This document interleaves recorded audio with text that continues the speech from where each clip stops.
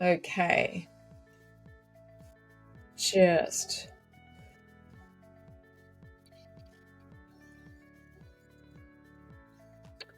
We are in the back room waiting to go live, folks, and just waiting for LinkedIn to do its thing. And it's a groovy day. It is a groovy day. We're going to start a bell bottom group. bell bottom and Indian cloth shirts for men. There you go. Yeah. That's what I wore to my 21st, believe it or not. Mm-hmm. And sandals. Yeah. Not clogs. Clogs, not sandals. Clogs. Yes. All right. So we've entertained everyone with our back room chit chatter, but here we are. We are live, folks. And guess what? We're bang on 8 a.m. Sydney time. It's a miracle. See, it can happen. It can happen. We thank the technology gods for allowing that to happen this morning for us, to allow the smooth flow of energy. So here we are, and this is episode 6 for 2025 for our Shining a Light on Consciousness in Business with my dear friends, Marti and Steve. Today's topic is one that I hope gets shared around and really gets listened to our audience and beyond, because I feel like it's almost it's the focus that most business owners have, and that's on marketing. How do they bring their business to the world? How do they get more people to see them and hear them and buy them? And we're going to look at this from a different perspective. So the term used by Marti is blossoming instead of marketing. And I'm just going to hand it over to you, Steve and Marti, to take it from here. Where would you like to begin? All right. Well, I promised Steve that I would start with some comments. I was talking to one of my students this morning, actually, and I talked to a number of them about this issue of marketing and what does my business look like and how do I reach, all of the questions. Who's your target market, right? And some people are doing the kind of thing in the world where they can say, this is my target market. This is the group on LinkedIn. And there are others of us who are looking for people who are waking up in all the sectors. They're sort of everywhere. And there isn't an pre-existing framework that says, do these 7 things and you will reach all of those people in all of those sectors. And so my approach to this, of course, as with everything, is I bring the what I call the technologies of consciousness to bear. And if I think about a business, this is a thought that came to me very early in my so-called consciousness career, that a business is a node or a seed, let's say, that exists for the purpose of creating, exchanging, and distributing value. So just for a moment, think of the universe as full of nodes of consciousness, and they're all connected. Everything is connected to everything else. And each of those nodes, whether it's a star or a planet or a jaguar or your business, if it's a node of consciousness, it exists for the creation, exchange, and distribution of value. Life positive stuff, not just money. And so when we come down to you have a business, you have a thing you want to give out into the world, a lot of people will say, well, give me a framework. Give me the business model first, and then I'll make my thing using the business model. And sometimes people say, give me a map of the people I'm going to reach, and then I'll make my thing and I'll use the business model and so on. But that's a very linear approach, if this, then that. And what I'm going to suggest is that in terms of consciousness, in terms of how the world comes into being, how anything, not just the natural world, how anything comes into being, imagine that your service is a seed. And it's planted in the ground that you are. It's inside you. You've got this idea, a product or a service, and you know it's good, and you want to put it out there. And you might have a vision. Think of a map that you can kind of see in your mind's eye of how far this service could go, right? But your primary job is not to reach to the vision and concretize it. Your primary job is to germinate the seed of your product or service. Start creating it. And as you start to create it, that's what we're going to call blossoming, germinating and blossoming. As you start to create your service and product, you build it out, you write about it. You might have a widget you're building or a service you're designing. As you build it out, you'll realize more and more who it's for. And you'll realize more things that you could put into it. And you'll start to see the best ways to deliver it to the people who will use it first. Now, you still have that big vision of how far your product or service could grow in the world and how many people it could affect. But if you don't start with the seed first, if you don't germinate that and get to know the thing that you're building, you aren't going to have the clearest idea of who it's actually for and how to get it to them. And in the West, we do these things backwards. We decide where it's going and how we're going to get it there. And we put all this framework up and then we try to jam ourselves through it. What I'm saying is this principle of blossoming is much richer. It's actually much easier because with every step of developing your product or service, you are learning from your own creative process exactly what your product is and exactly who it's going to be for. So that's the beginning of this principle of blossoming. It's a different set of guidelines. So it's coming from inside you, from your own knowledge, your own passion, day by day by day. This is how it's going to work. This works best, this works best, this works best. And then you'll start to understand who it's actually for. That's the first seed. I'm going to need a lot of you. I'm going to need a lot of unprogramming here, Marti, because my head, all I'm seeing is not blockers, but in my head I'm going, oh, how does this work? So what I heard was that rather than niching down, the riches are in the niches and all that sort of stuff, where you're building something to meet a particular need, you're looking at listening to the audience, and then based on the feedback that you get from that audience, then you start to build a product or a service that's meets that need. Did I get that part right? Pretty much. There's a subtlety I want to slip into the conversation. And that is that if we're doing things in terms of consciousness, we're engaged in simultaneities. So what comes before all the stuff that you just said is that you have a passion, you know stuff. And you will naturally know people who are interested in the stuff that you know. So you have the seed in you and you're getting feedback before you create anything. And at the same time, you start to create your thing. And at the same time, you're still getting feedback. But the primary thing that's going on here is the germination of the seed of that thing that you have in you. And the vision you have of what that seed can do, that guides you to the people that you talk to about what you're doing, which gives you the feedback. So the Western way is first this and then that and then that. And we miss the richness of this simultaneity and we get really uptight about, am I there yet? And if you want to cut your creative capacity, the linear way is a really good way to cut your creative capacity. Right. Okay. Well, in the bonus section, what I'd like to do is sort of dig into, the detail of my business. So rather than doing it here, I'll get some coaching from you in that behind the in the green room area. But just talking to broadly now. So a business owner who maybe the business that they're in, so they've been in business for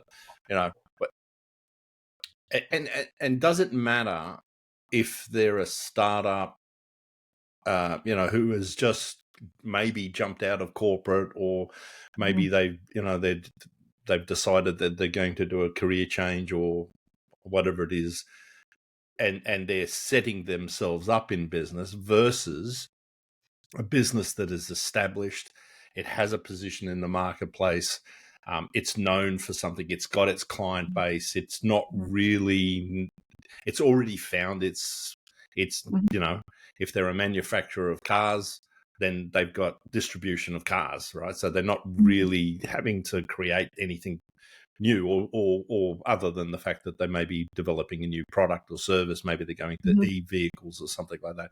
So is there a different mind? Oh, I think I know the answer, but I'm going to ask the question anyway. Yeah. When how do you, is it a mindset thing about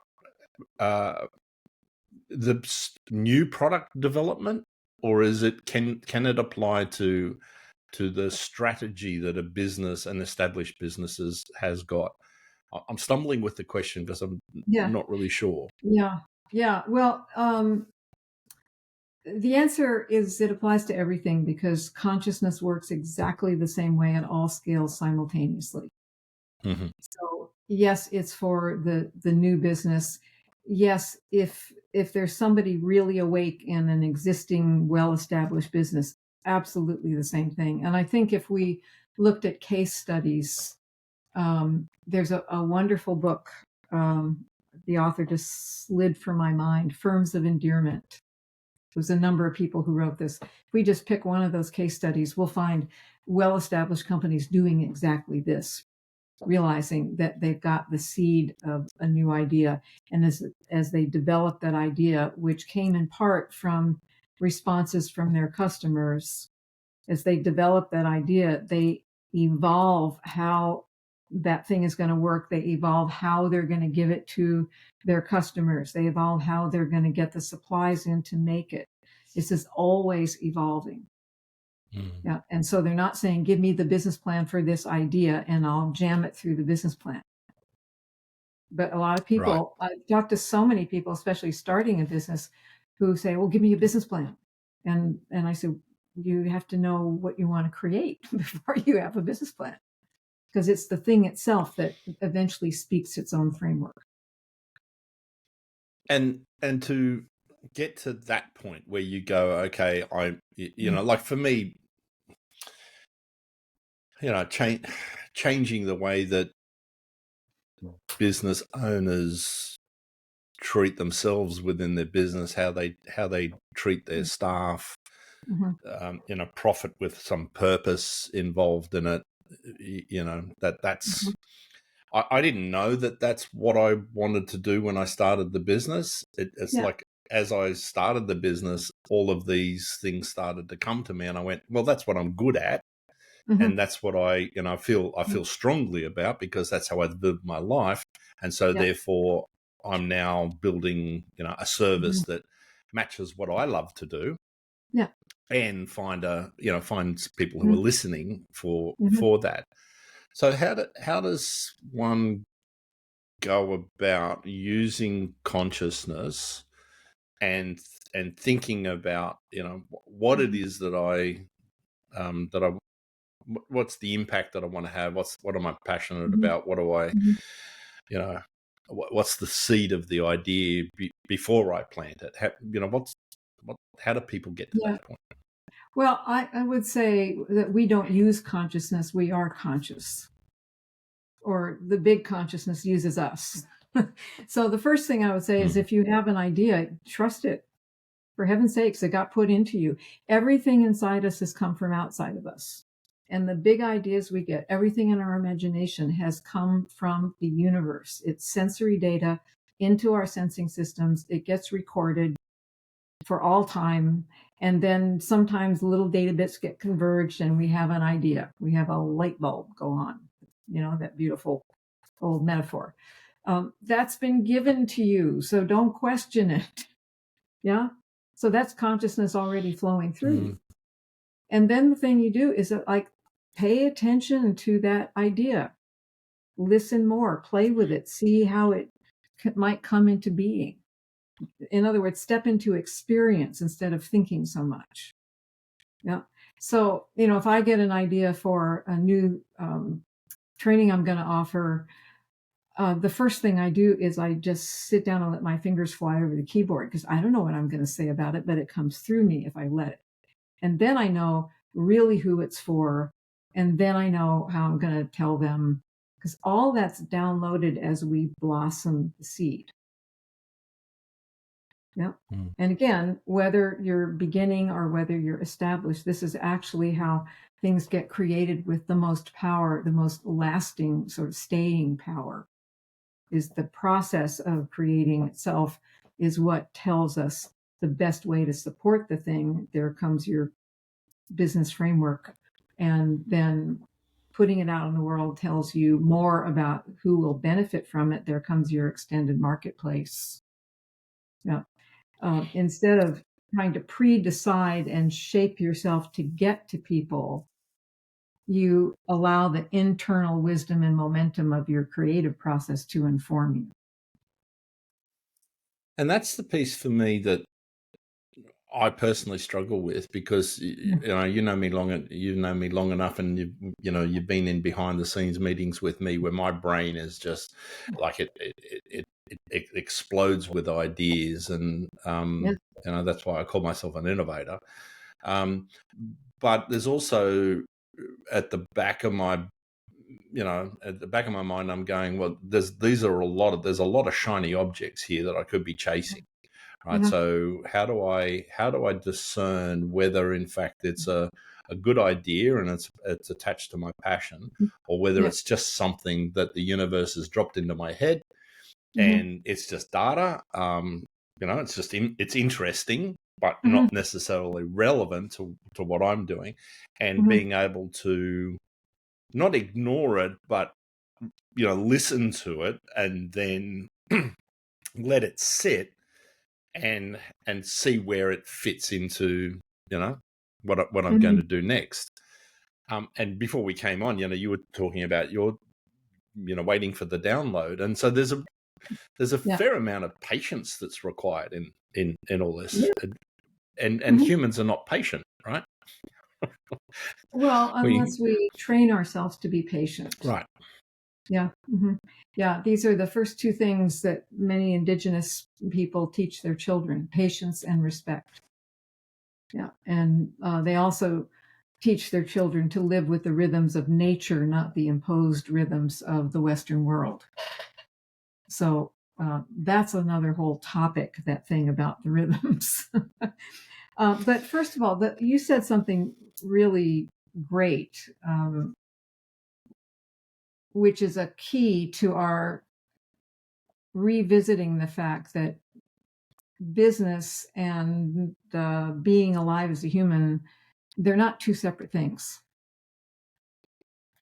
Because to know which of the brilliant ideas that get delivered to us, to know which ones are the ones that we should germinate, we have to know ourselves. And when we get to know ourselves really deeply, then that's when we find our passion. And that's when we know what we're really here for. And it doesn't mean you can't do a whole bunch of other things. If you're a reasonably healthy human adult, you can do a whole lot of things really, really well, but it doesn't mean you're supposed to do all of them. Yeah. And so you have to get to know yourself. And well, when you say, know that resonance in you, that passion that lights you up, and that's what you make your so-called work in the world. So are we getting into the realm? So knowing yourself, are we getting into the world of, well, is it philosophy? Is it well-being? Is it just simply awareness of the visceral, your body and the emotions that you have and the feelings that you have in different situations? you know, how does one who goes, okay, this is the first time they've heard Steve and Marti talking about this thing, and know yourself? Oh, yeah, that's like, there's plenty of books on getting to know yourself, but you're talking about something slightly different in the, you know, the timeless wisdom, the ancient technology. So can you sort of expand a little bit on what you mean by knowing yourself? Yeah, we've actually been talking about it now for however long we've been doing these series. If you're interested in refining your awareness, empowering your ability to be aware, what do we say to you? We say, go out in nature and start to experience the world around you only through your senses, no thinking, no thoughts in your prefrontal cortex. And tuning up your sensing capacities, your capacity to see and hear and feel and know, all of that sensory experience. Just doing that, you will get to know yourself.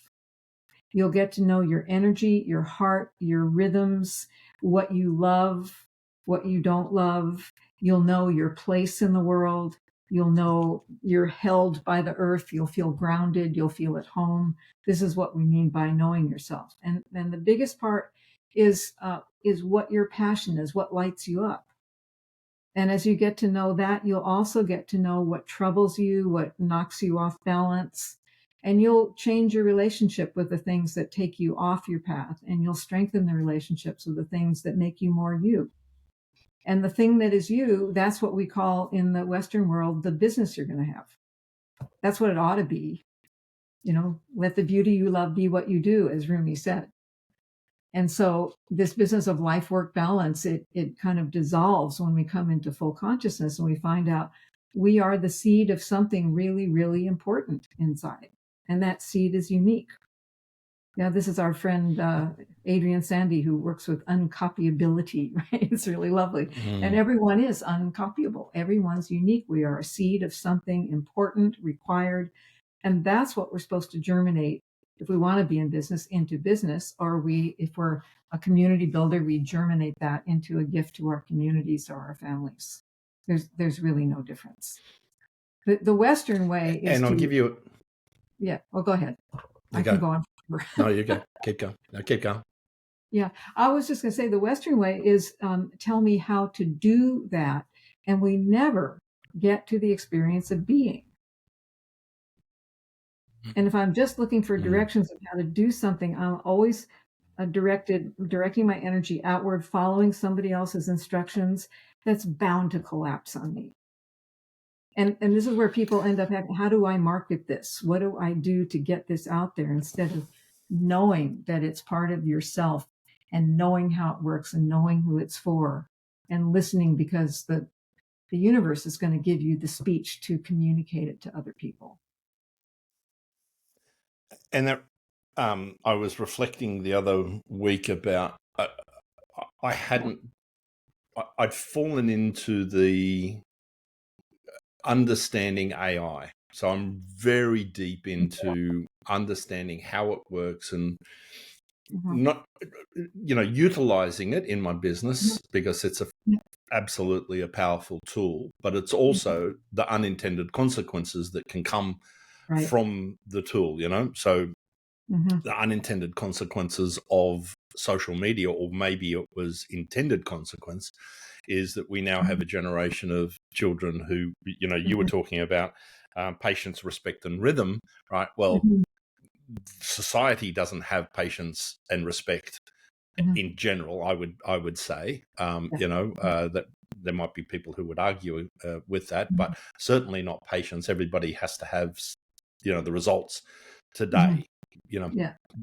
Business demands the service providers that are delivering the service to them. I need an ROI, right? I'm not going to invest in it unless you can prove it. Well, I don't know, well, let's experiment. Let's see what happens. Well, that's not good enough, right? So you're in that.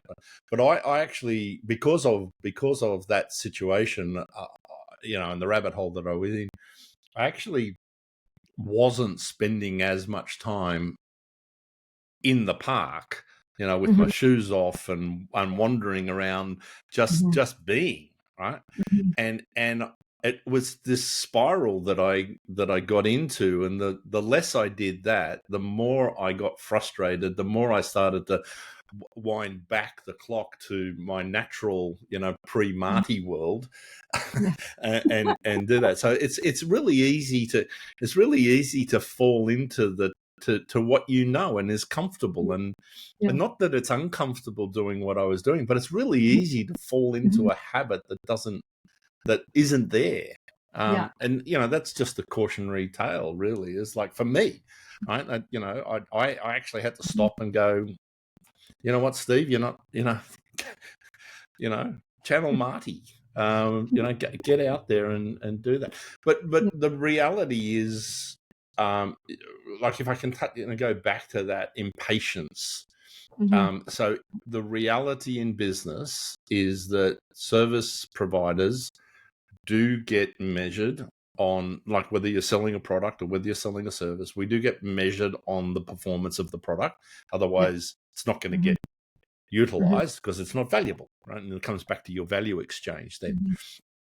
So as we're taking information in, and we're listening to our customers, to the feedback from people who maybe are not our customers, from the the downloads that we're getting,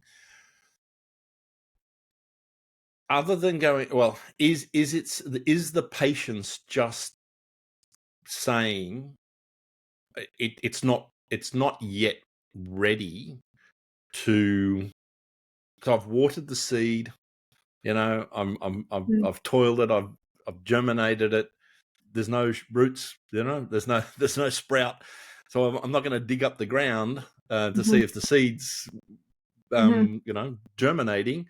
So how do I remain patient, waiting for something to eventuate?